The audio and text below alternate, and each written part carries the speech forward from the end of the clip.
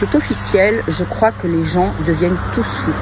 Est-ce que vous vous souvenez de cette histoire que j'avais eue il y a à peu près un an à la salle de sport? Une fille était venue me trouver m'accusant de draguer son copain. Je vais vous remettre les vidéos comme ça pour ceux qui n'ont pas suivi l'histoire. Vous allez pouvoir vous remémorer tout ça. Alors figurez-vous qu'aujourd'hui, ça fait un an à peu près, je n'ai jamais revu cette personne. Elle est venue me trouver à la salle de sport en me disant écoute, est-ce que je peux te parler? Un petit peu le même genre d'histoire que l'année dernière, sauf que là je me suis dit bah écoute, peut-être qu'elle veut s'excuser, qu'un an après il y a eu du recul, etc. Et que voilà, elle a eu du recul sur cette histoire. Non, non, pas du tout. En fait, elle me dit, avec mon copain, on a réfléchi, ça fait longtemps qu'on y pense, on va t'accuser et porter plainte contre toi pour diffamation. Je dis pardon.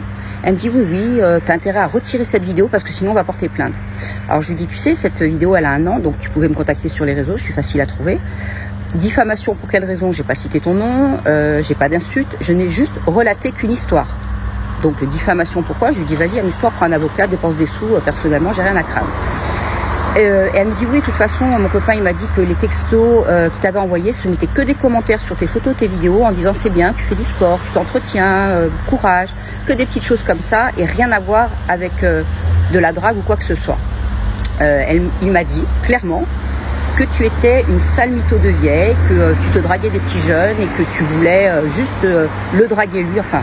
Elle m'a raconté des trucs, je peux même pas vous répéter parce que je crois que j'étais sur un nuage et que je n'entendais plus rien en fait de ce qu'elle me racontait.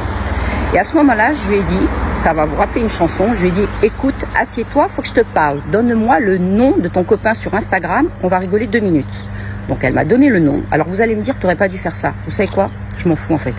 C'est bien fait pour elle, c'est bien fait pour lui. À un moment donné, il faut arrêter de chercher la merde aux gens.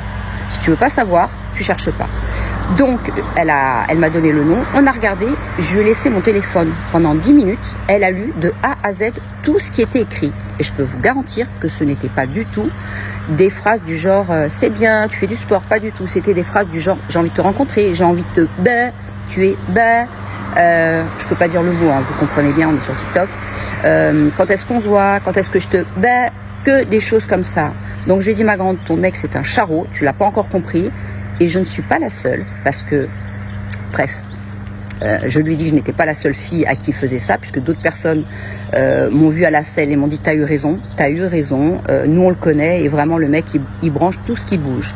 Donc voilà, jeune fille, si tu relis cette vidéo, si tu la réécoutes, porte plainte pour diffamation, j'en ai rien à faire, j'ai pas cité ton nom et je le citerai pas parce que ça en vaut pas la peine, mais un conseil, quitte ton mec. Bon.